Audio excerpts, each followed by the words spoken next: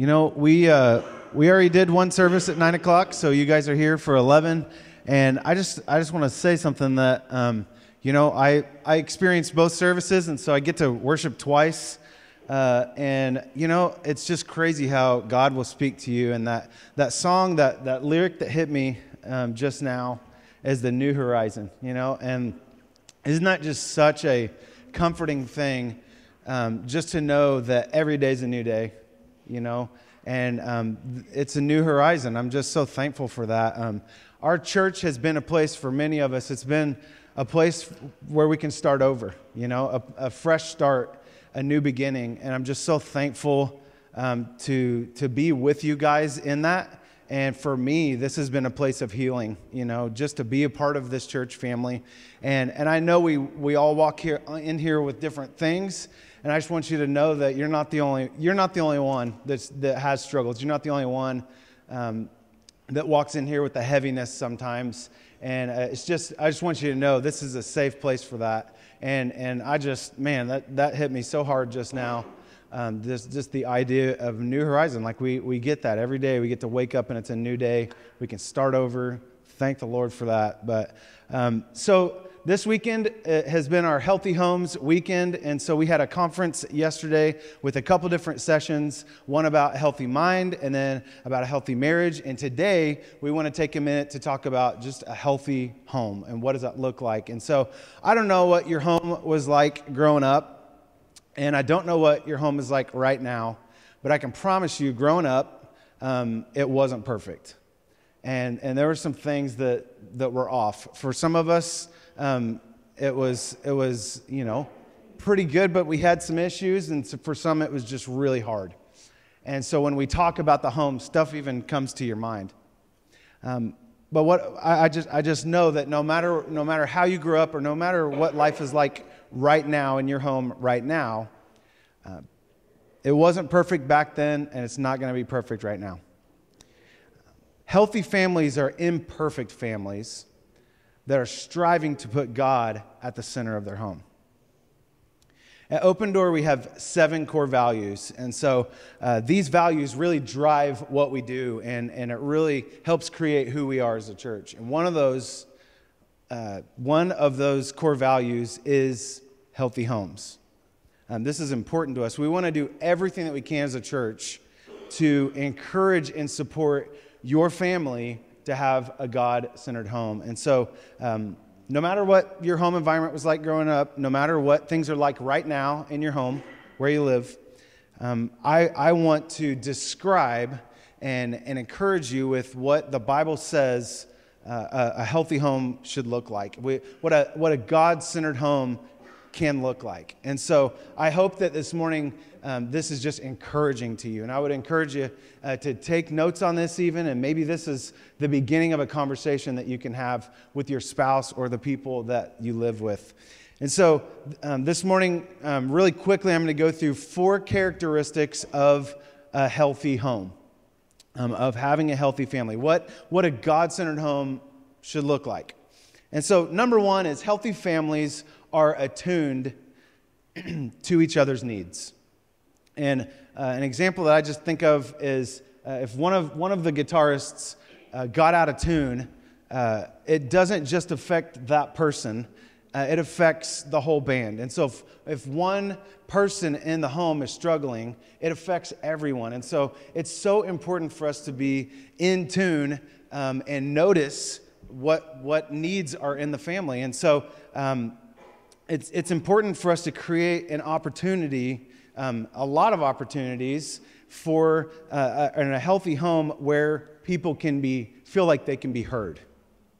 And so this can look like just all kinds of things, but it can look like a family night, a place where a kid can say how things are going. We have kind of a rhythm right now where we try to do it once a week, where we sit on the couches and one of our boys or me and Megan will share some scripture, and then we talk about it, and then we just talk about life, and we talk about like, how's our family doing right now? What are some things that we can do to be healthier? We just kind of check in with each other on the couch. And it's an opportunity for people to say, hey, this is a little off right now. Or, I mean, there's times when we have to have some like sort of uncomfortable discussions with each other about how things are going. But it's an opportunity and it's a safe place for our kids and for us to just really be real with each other. And man, that can look like, with your spouse, that can look like date night. It's just a place where you can be heard, where you can tell each other what's going on and be real with each other. I would just encourage you, and I know this sounds weird, but to date your kids. Like, take them one-on-one and go. I mean, just depends how old your kids are and what they're into. But for me, with Cora, who's 4 years old, that's a Chick-fil-A date, baby, you know? But with like Malachi, who's 16, we're going to go ride mountain bikes and drink coffee and do manly things because that's where he's at right now. And so I just want to encourage you that it's so important to create spaces and places even in your home where there's rhythms where it's really easy for your kids and your spouse to be heard. It's just so important. And it's hard to support each other. It's hard to be a supportive person in your home when you have no idea what other people are actually going through. And you're never going to know what other people are going through if you never stop and look them in the face and say, how's it going? How can I pray for you? What's going on in your world right now? What's school like? What's work like? But to do this, we have to get off the screens. We got to not isolate ourselves and be in separate rooms. We got to look at each other in the face and have real gut-level conversations with each other. James 1:19 through 22, it says, "Know this, my beloved brothers, let every person be quick to hear, slow to speak, and slow to anger. For the anger of man does not produce the righteousness of God. Therefore, put away all filthiness and rampant wickedness, and receive with meekness the implanted word, which is able to save your souls. But be doers of the word, not hearers only, deceiving yourself." It takes work. It takes intentionality. It takes listening to be in tune with your family. This isn't just going to happen. You're not just going to become a healthy family because you happen to be in the same home. It takes work, guys. It takes sitting down face to face and being intentional to know what each other's needs really are. Number 2 is healthy families repair damage to relationships. Healthy families repair damage to relationships. What I thought about on this point is just a volcano. This just happens in our homes sometimes. Even healthy homes. Even good marriages have bad days, right? And there's times when we have conflict, and it affects everybody in the home, whether it's with our spouse or with our kids or everybody. But the fact is that sometimes we blow up, sometimes there's conflict, and conflict is actually kind of a normal part of a home. There's times when we don't agree. There's times when things just don't go well or they weren't communicated good, and we hurt each other. But when conflict isn't resolved, it has the potential to really rip our families apart. We can't just pretend that didn't happen. You know, if we just don't talk about it, if we just ignore it for a week or so, it'll probably just like fizzle out. That is not a good way to approach blow-ups and conflict and disagreements. We kind of need to sit down and face those things. Romans 12:8, it tells us to do everything we can to be at peace with others. Do everything we can to be at peace with others. This is messy to be in a family, to live in a home with anybody, but it's so necessary that we pay attention to the conflict and the problems, and we face them head on in the most loving way possible. Romans 5:10, it says, "For if, while we were enemies, we were reconciled to God by the death of his Son, much more, now that we are reconciled, shall we be saved by his life." This is where we've been, right, in Romans. And just like we're reconciled to God, like we talked about last week even, through Jesus, man, what an example to us that we need to do the same thing and reconcile to each other. Do everything that we can to be at peace, to make peace with each other. Guys, when the top blows off and we make a mess in our home relationally, it's so important to take the time with God's help to clean it up. And many times it's a process. Sometimes hurt goes deep, and it takes a few conversations, and it takes a little bit to earn trust back. Number 3 is healthy families encourage emotion. Healthy families encourage emotion. Feelings are the way we express ourselves at the very deepest level. And sharing feelings with each other, it makes us closer, right? I mean, we know that. If we share our feelings with other people, it has the potential to make us closer and help us understand each other. What I want to encourage you this morning is if you're in a conflict or if there is this burst of emotion, focus on that first. First, focus on the emotion and then figure out the details. Figure out the facts. You know what I mean? So many times when a child is crying, we're trying to get them to stop crying and figure out what happened. But I think sometimes we just need to say, it's okay to cry. It's okay to be upset. And hug them and be there for them. And then figure out the facts of what happened. There's always time to figure that out. A home where emotions are welcomed and encouraged is a safe and secure place for everyone. Is your home a place where emotions are allowed? Or is your home a place where emotions are silenced? Stop crying. I don't want to stop that. Instead of trying to listen, man, what's going on here? First, let's address the emotion. Then let's figure out the facts of what's going on. David, if you ever read Psalms, and last summer we did a whole series on the Psalms, and David is so dead honest with God. He is all up in his feels. He just lets it go and just everything, bursts it out to God all the time. And he's not afraid to do that. And that's such a beautiful thing. And honestly, God can handle that. And so God is our example in this. Man, we've got to have homes that are a safe place for our family to have emotions, to have feelings. 2 Corinthians 1:3, it says, "Blessed be the God and Father of our Lord Jesus Christ, the Father of mercies and God of all comfort." Just as God is full of mercy and comfort, we have to have homes that are full of mercy, full of grace, and full of comfort. The fourth one this morning is healthy families build each other up. Do you tell your kids and your spouse how much you appreciate them? Do you stop and make it a point to encourage them?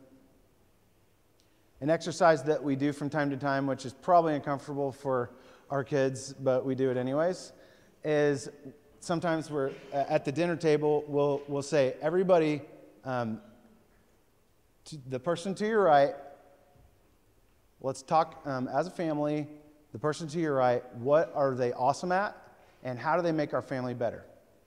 And so, obviously, if two boys just got in a fight and they happen to sit next to each other, super awkward for them, but funny for us. No. But it's so cool to see our family encourage each other. Our kids just light up when they hear one of their brothers say, "Hey, you're really good at making things fun." Or, it's just so healthy to encourage each other. Right before my mom passed away, one of the most special things that she did is she looked me in the eyes and she told me what she appreciated about me as her son. And I promise you, I will never forget that. It was the most intimate moment I ever had with my mom. And it's something that I needed from my mom. I needed to know that, we were good. When she's going to go to heaven and I'm not going to be around her anymore. And I'm just telling you guys, don't wait. Don't wait till it's too late and you can't say anything anymore. Use every day as an opportunity to encourage the people in your home. Use every day as an opportunity to tell your loved ones what they mean to you and how they make your life better. Are you building each other up? In your home,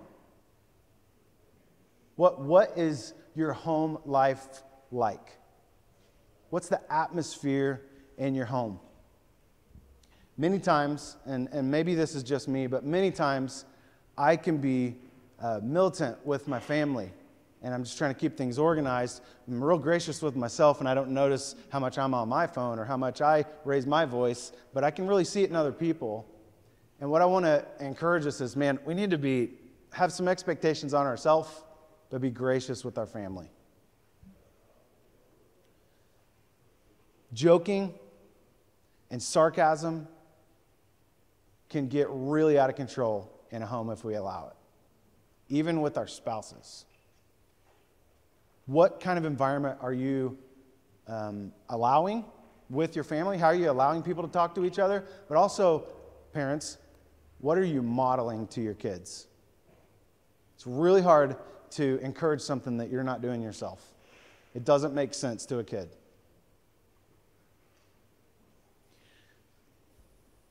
I just want to encourage you, if you want to make a dramatic difference in your home this week, one of the biggest things that you could do just this week, one habit that could really change the atmosphere in your home is to build each other up.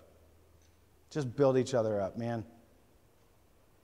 Hey, I'm so proud of you doing the dishes. That helps our family so much. Man, I'm so proud of you for the way that when you guys fought, you ended up telling each other you were sorry. That is awesome. You're such a good example to your other brothers and sisters.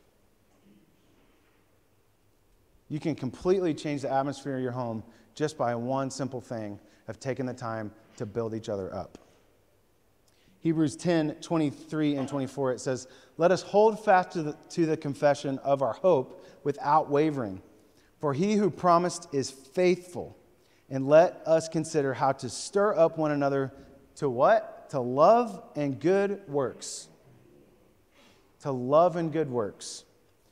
Is that happening in your home? Are you stirring each other up to love and good works? Are you like a Mountain Dew can and you're just frustrating people and you're teasing them and you're joking with them, and it's like that Mountain Dew can that you're just shaking up and you're going to make it blow. It's going to explode. And then you're like surprised. What in the world? Where did that come from? What's wrong with you? Are you stirring up your family to good works and love? Are you shaking them up and frustrating them and causing an atmosphere that's unhealthy in your home? All four of these characteristics of a healthy home that I just shared, they all require a posture of these three different things, and I want to share these with you. It requires for us to have a posture of empathy over distance. And you can take a picture of this. It's cool. I don't care. Empathy over distance. So many times when we're upset, what do? We go to our rooms. We isolate. Kindness over contempt. Man, do you know how far just a kind word goes? Especially when there's friction. Especially when things are a little bit off. And curiosity over criticism. And I think this is one that really hit me, is instead of like, man, you are crazy and out of control, maybe it's more like this. Hey, what's going on? Like, you're kind of not being yourself. Are you okay? Like, really, what's going on at school? Or, hey, what's going on at work? Like, I can just tell that I'm just curious. Like, what's really going on here? Because you're not normally this mad about chips. You know? Having a healthy home, having a God-centered home, takes intentionality, guys. And honestly, it also takes community. We need each other. We need that encouragement. I am so thankful that I'm a part of this church. I know that I also happen to get up here and preach, but I'm in a small group. I talk to people in the lobby. I'm a part of the community here in Enid, and I'm telling you, I need this encouragement. I need this place, because you know what? Parenting is not easy. It is not for the faint of heart, especially when you have a bunch of kids. Parenting is not easy. But you know what? I get so much support from you guys, and it really helps me. And so I'm so thankful for it. But I'm with you, okay? I don't have all this figured out. Everything I'm saying, I'm working on, okay? And so I'm just thankful to be on this ride with you guys. We really value having healthy homes in our church, and we really want to do everything we can to encourage you to have a God-centered home. At this time, I'm going to invite two of my friends, one Justin and one Noah, to come up, and they're going to do, Justin is going to ask Noah a few really good questions that I think will be helpful for you. I think it's good sometimes just to talk some stuff out. And so will you guys give them both a round of applause as they come up?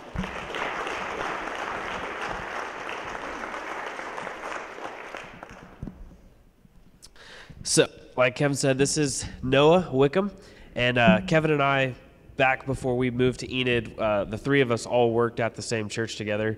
And so Noah's been in ministry for a lot of years, since he was 19. He's been working in ministry, and God's been using him in great ways. But in the last few years, he actually has become a licensed marriage and family therapist. And so he's gotten involved in counseling. And so through ministry and through counseling, he really, I feel like, has a lot of good insight on what it means to have a healthy home and how to counsel families that are struggling.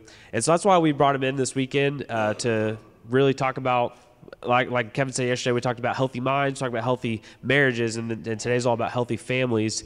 And so for those that weren't here yesterday, give us a little, like just a short rundown of what the big idea is for having a healthy home. Sure.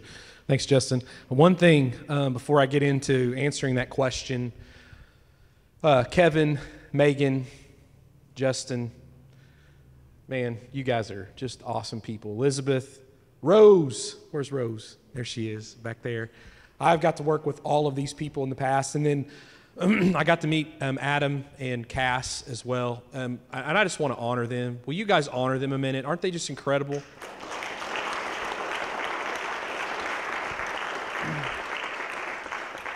The reason I feel like it's just easy to honor them is because these guys don't look for it.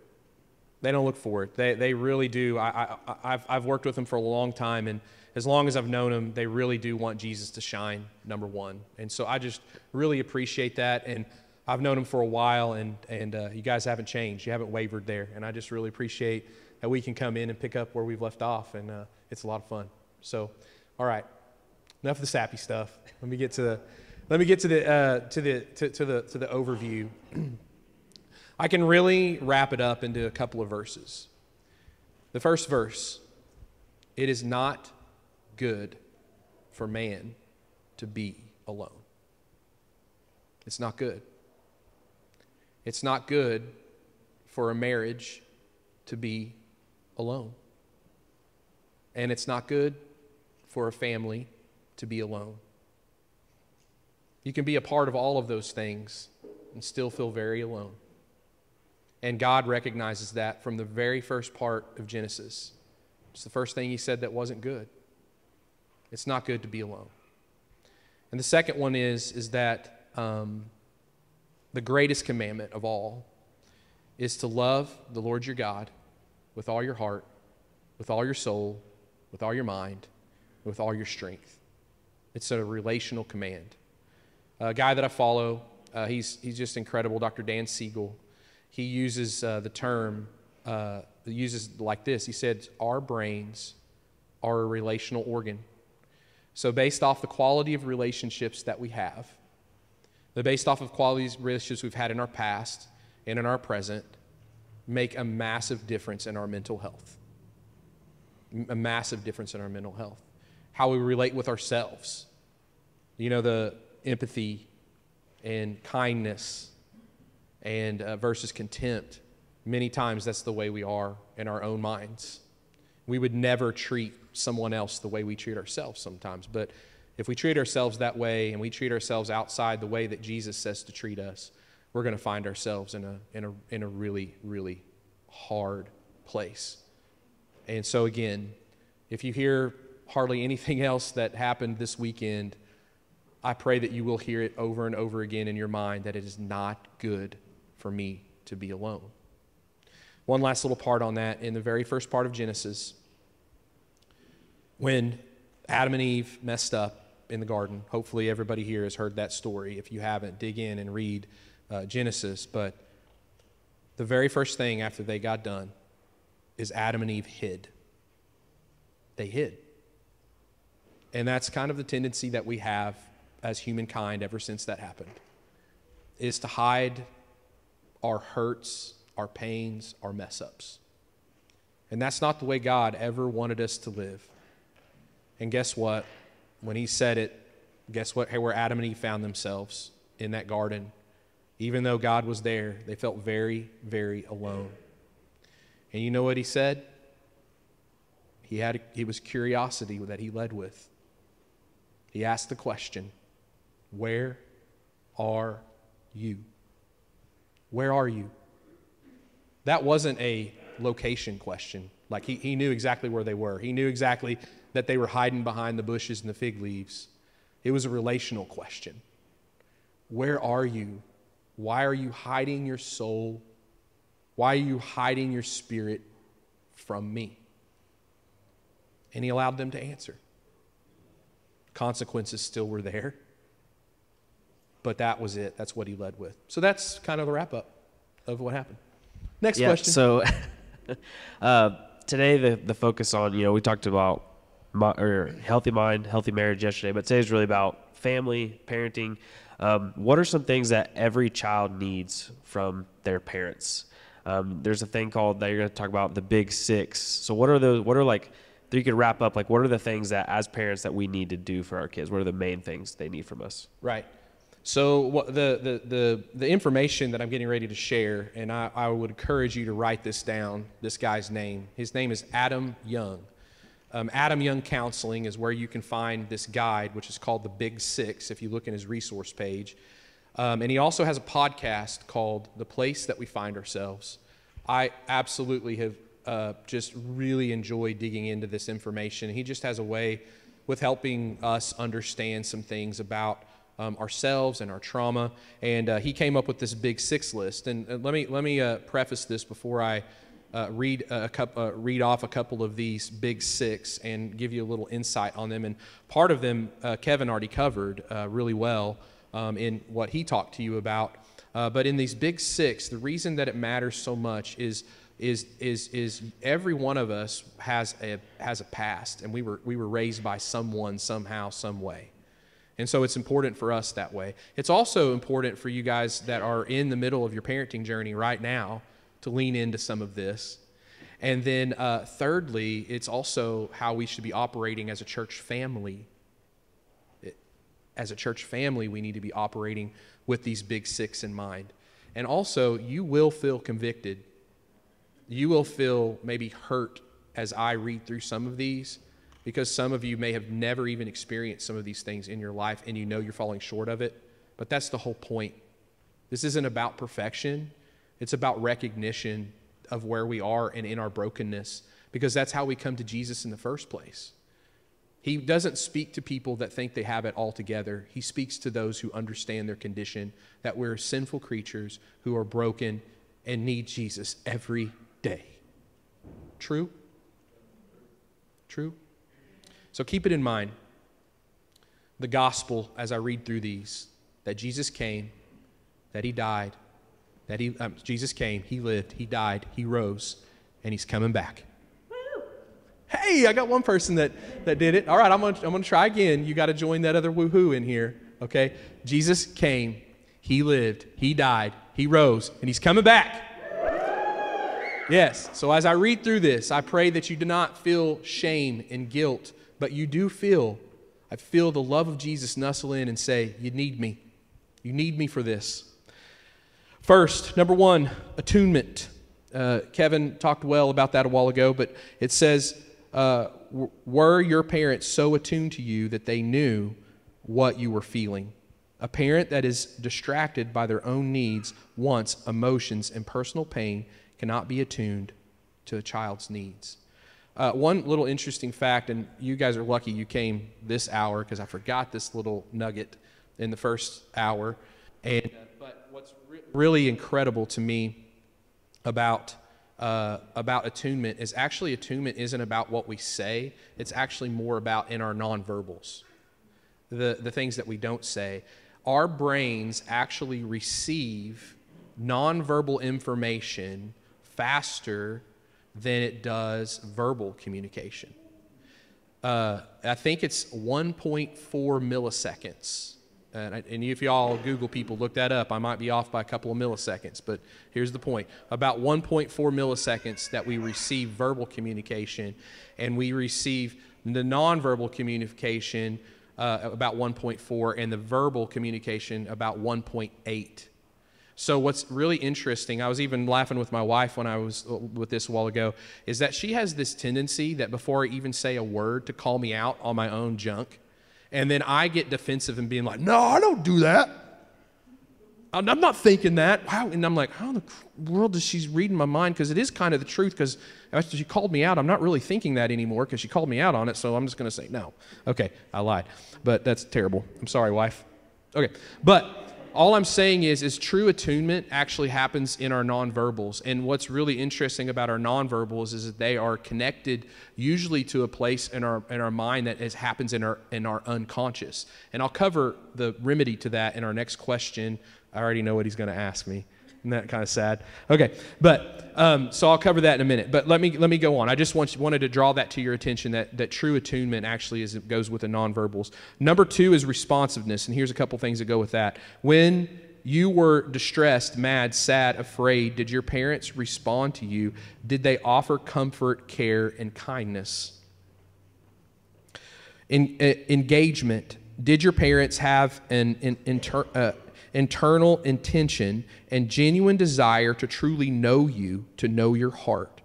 Were they willing to be able to engage with you on a heart level? Were you pursued by your parents? Ability to regulate your arousal. Arousal refers to the bodily sensations you feel inside of you during moments of distress. If your mother was attuned enough to you and willing to respond to you and engage with you, then she was able to effectively regulate your arousal. Number 5, strong enough to handle your negative emotions. That means parents were strong enough to handle their child's negative emotions. Did your parents welcome your anger, sadness, and fear as a child? You need to be free to express negative emotions, to cry, rage, or fall silent, knowing that you would respond to in a loving, meaningful way. You need to know deep down that your emotions were accepted and allowed. And the last one, 6, willingness to repair. When your parents hurt you, did they own and rectify the harm done? A healthy, trusting attachment is not built on the absence of failure, but on the willingness of the parent to own and rectify failures when they do occur. All of this information is based off of something called attachment theory. Anybody familiar with attachment theory out there? Got a few people out there. So attachment theory, basically there's 4 different attachment styles, and there's some argument that there may be a 5th, but there's 4 basic attachment styles, and adult attachment styles and child attachment styles are labeled a bit differently. But adult attachment styles, there is something called an anxious attachment.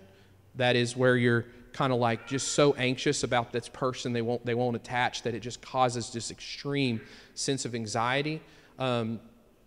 There is an avoidant attachment where there is a push away, and when we get dysregulated, there's a tendency to push people out and push people away. And again, this is more on a subconscious than a conscious level, what we call implicit memory, which we talked about a little bit previously. And then you have disorganized attachment. Disorganized attachment is a little bit of both. And it really comes from many people that have extreme trauma backgrounds. It's kind of an all over the place. I'm sure that every attachment style is represented in this room today. Every single one of them. And then there's the last one, which is the secure, the healthy attachment. The beautiful news is nobody is stuck with their attachment style. There's actually another area called earned secure attachment. And guess how you get earned secure attachment? For it is not good for man to be alone. Earned secure attachment comes from good relationship. And I don't believe that there's any better good relationship that when we fall on our knees before our God, Jesus Christ, and He begins to relate with us on the deepest of levels, He has all the big six down for us. Has all the big six down for us. That's a big six. Yeah, that's good.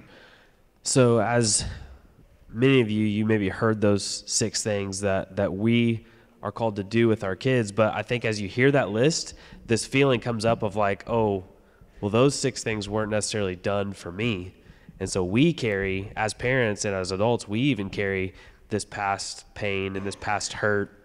And a big part of healthy parenting is we have to learn how to deal with our own past so that we can pass on, blessing and goodness to our kids. And so will you share with us how do we as adults do that? How do we deal with our past pain so that we can do better for our own kids?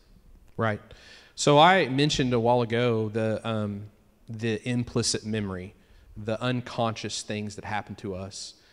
The alarm system to let us know that something isn't right in us are our emotions. So how does somebody, the question is how does somebody deal with that? Because all of a sudden, I think every single parent has experienced this, but your kid does something pretty minor, but the rage or the sadness or just kind of overcomes you, and you get to a state where you just react in a way that you're like, ah. Any parents like that? Am I the only one? Not at our church. Not at our church. Yeah, you guys are pretty good here at Open Door Church. We're going to move here to Enid. Okay. All right. So, because that's a miracle. But if you get to that point of dysregulation, it doesn't just have to be our kids. It could be a coworker. Something in there triggered you to have this emotion that you could not explain or describe. And Adam Young encourages this, and I'll have some resources at the end today that also will help you walk this journey. But something that is so important, and I also walked this journey myself. I went all the way through seminary. I went all the way through this through lots of biblical training. But it wasn't until I got to the mental health field where I really actually sat down and wrote my story. Just from top to bottom, I wrote my story about it. And man, the part that is hardest for me is I come from a family where I fortunately have a secure attachment because of my parents were a good enough parent. Did you hear what I just said? A good enough parent. That's just all we can be, unfortunately, because we need Jesus and we can't be perfect. But a good enough parent is one that is good enough to repair. And I got to be, fortunately, a part of a family who was willing to repair their mistakes over and over again. But as I wrote out my story, I had to get really honest with myself, especially off of some of those counselors that I was really mad at that asked me the really hard questions. That were training to be a counselor, because I'm like, don't ask me these questions. I'm trying to help people. I don't want to help me. All that stuff just kind of comes across that way. But I really looked at it and I was like, my parents hurt me in some ways. And what that looked like for me was I actually had a parenting, my parents were open to have those types of conversations. And so we were able to have those. It wasn't like this crazy sit down. It was just over time. We got to talk about some of those things, and me being able to share that with my parents and them receive that well was so healing. Here's the deal. With you guys here in the room, some of you may not have that type of relationship. Your parents might be long gone, and you cannot have that opportunity, or your parents may not be safe people to even have that conversation with, and that's completely fair and okay. But you can definitely have that conversation with yourself. You need to be out there. You need to be analyzing your story. Take some time away. Write your story down. Write out your narrative. And if you're out there and you're like, I don't write very well, videogram yourself. I don't know. Whatever it takes to externalize it and get it out and begin to deal with it. And the issue here is that it's not designed for you to do this alone. It is not good for man to be alone. The encouragement is not an aloneness, but to be able to get to a trusted friend, a trusted counselor, a trusted pastor, to be able to walk that journey with you so that that narrative doesn't stay hidden like happened in the Garden of Eden. That you are almost going through the journey with yourself saying, where are you with yourself? What's that look like when you're parenting young children? This is really interesting. In Adam Young podcast, I think it's like 84 and 86. I highly recommend that, of the place we find ourselves. He has two really good ones on parenting, and he shares this story about a kiddo who basically like walks in and like, sorry, I don't mean to shove you off the stool, but I'm pretty strong. Sorry, shoves their little brother right down to the ground, and they're down crying. And then the parent walks up and says, I cannot believe that you pushed your brother down. That's just ridiculous. I'm going to show you how that feels. And boom, pushes the little boy down. And then that parent goes away, and they were like, oh, man, I messed up. I should not have done that to him. So the parent, that because they have good, secure attachment, they didn't make excuses as to why they did it. They went straight back to their child, and they began to have this conversation. Son, I'm sorry that I disciplined you in that way. And the kid looks at him and says, Dad, that's okay. Here's the moment, friends. The moment is to not cheapen that moment. As parents and as adults, we need to help them form their own narrative of what happened and not allow that to pass by. What that looks like is you look that little boy in his eyes, and you look at him and you say, son, that was not okay. What your daddy did was the wrong way to deliver that punishment. That is not the representation of God or Jesus that I want to leave you with. I am so sorry, and it was not okay what your daddy did. Thank you for forgiving me so easy, but I need you to know that that was not right and it was not okay. That's what it looks like real time with a child. The other part of that is I say that directed towards the child, but I'm also directing that toward yourself. Sometimes we let ourselves off the hook a little bit too easy, and we hide it and stuff it back instead of bringing it up and dealing with it. That's where a huge percentage of mental health problems come from, is us not relating well with ourselves and with our children and with other people. That's good. Next question. One of the things you're telling us about was the U diagram, which you'll explain. But talk about the role that plays in our own healing. Like when we have difficult things or whatever happens in our past or even in our present, when we go through hard traumatic things, tell us about the U diagram and how that helps us to heal. Right. So the U diagram, it should pop up on the screen back there. This is another incredible tool that Adam Young actually talks about, and it comes from the place called the Allender Center, where he got his training. And the U diagram is this beautiful picture of the gospel and how Jesus handled trauma and handled hurt and handles pain. And you'll see the cross at the top, and that's where Jesus' suffering happened. I don't know that there's a greater picture of suffering that has ever been recorded, not just in the representation of what happened on the cross, but what actually happened right before the cross when Jesus was in Gethsemane.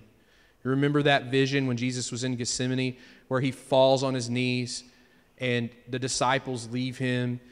He just falls down. He falls down face down, and he begins to cry and weep and have such pain where drops of blood are falling from his face. Why? Because the weight of our sin was falling upon him at that point. So there's the Friday, and then there's the Saturday. There's a lot of theological debate upon what happened to Jesus during that time where he was gone for 3 days and dead for 3 days. I just don't picture it being a party. The picture that I want to leave you with is that he descended down into the depths of hell and fought the battle that we should have fought and lost but he won. He won. And he's still winning every day, but he gives us a choice.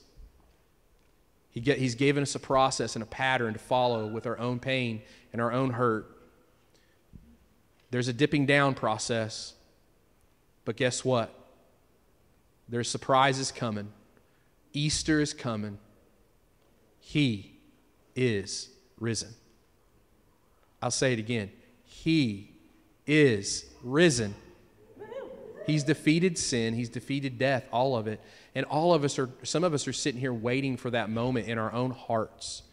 That's whether you've known Jesus or not, but what we do with our own pain is just so important to consider. That there's the pain, and then there's the hurt. And then we need to be ready to dip down into the depths. But this isn't, again, it is not good for man to be alone. This isn't a journey that we do alone. It's a journey that we do with Christ, and it's a journey that we do with true family. Even Jesus said it. Who is my brother? Who is my sister? Who is my mother? Who is my father? True family is family that is willing to dip down. You see the line that skips across the top up there, the dotted line? That represents what most of us try to do.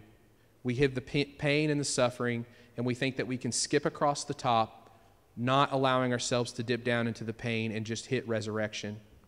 But that's what happened with Adam and Eve when they hid. When they didn't run to the Father and say, I messed up. They wanted to hide it and then wanted to blame it on someone else. And we continue to do that in our own hearts over and over again today. And it builds up and it builds up and it builds up. And we are so afraid.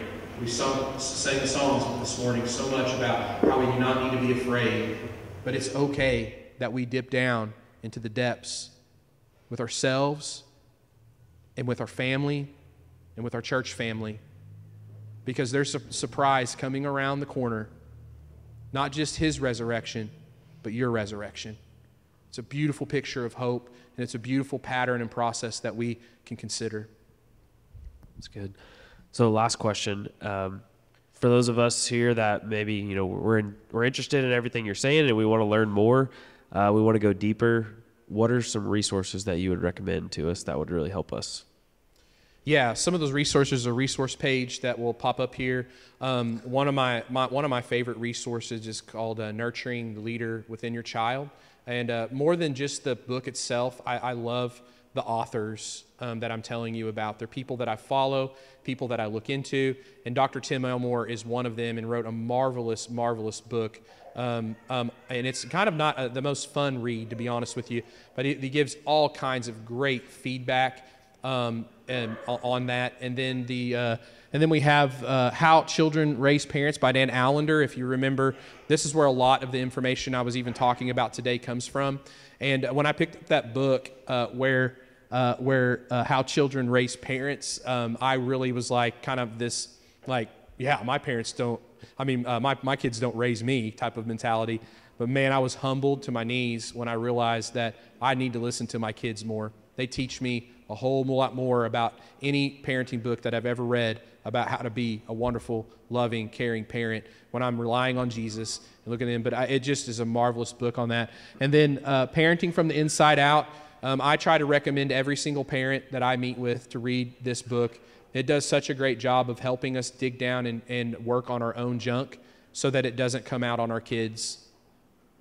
So that it really deals with how you can deal with some of the implicit memory and feelings so that you have a little bit more power over those moments when you're feeling dysregulated and they doesn't come out and bleed all over your parents. And then my honorable mention, I just can't go without talking about a little bit about the Love and Logic guys. And Dr. Gary Fay has joined forces with Dr. Daniel Amen with the Amen Clinics, and they have amazing work on how to treat yourselves and families from a holistic standpoint, and it's incredible. So I would hope that you would take some of those resources and some of what was said today, and I shared at the beginning of the conference. This was really kind of, if you think of a Google map and just kind of zoom it out, I just gave you a zoomed out view, and I'm going to leave it up to you to zoom in on those areas that hopefully you feel convicted about, and not guilty and not shameful, but just convicted and ready to do better. I'm convicted and ready myself Putting together a conference like this isn't saying that I've done it right, but honestly, one of my favorite statements that I heard from one of the pastors that we served with was, what if you were obedient with the knowledge that you have? We don't have a knowledge problem. We don't have an information problem. We have an obedience problem. I probably didn't say a whole lot today that you're just like totally shocked and blown away by. If I did, thanks. But like, I just hopefully it was an encouragement and a reminder to do some things and become more obedient and be intentional. I hope that the worksheets and stuff that I put together for the weekend, and that you'll look at these big six and use those things. And even if you didn't come to the conferences, you could benefit from that by being intentional. And so I'm praying for you guys in Open Door Church, and thanks for letting me be with you. Hey, can we thank Noah for coming?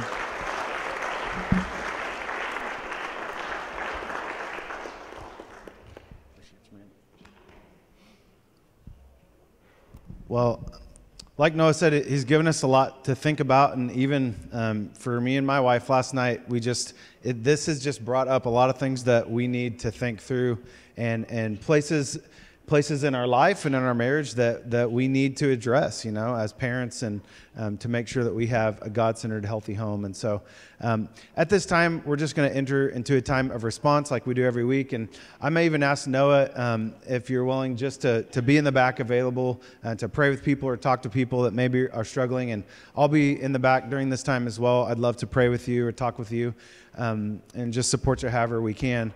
But at this time, maybe this needs to be just a moment where you grab your spouse and you just pray for your home.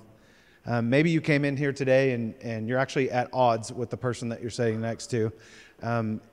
Just take advantage of this moment and pray for your spouse. Or maybe you're here and your spouse isn't here. Maybe just stop and pray for them or pray for your home.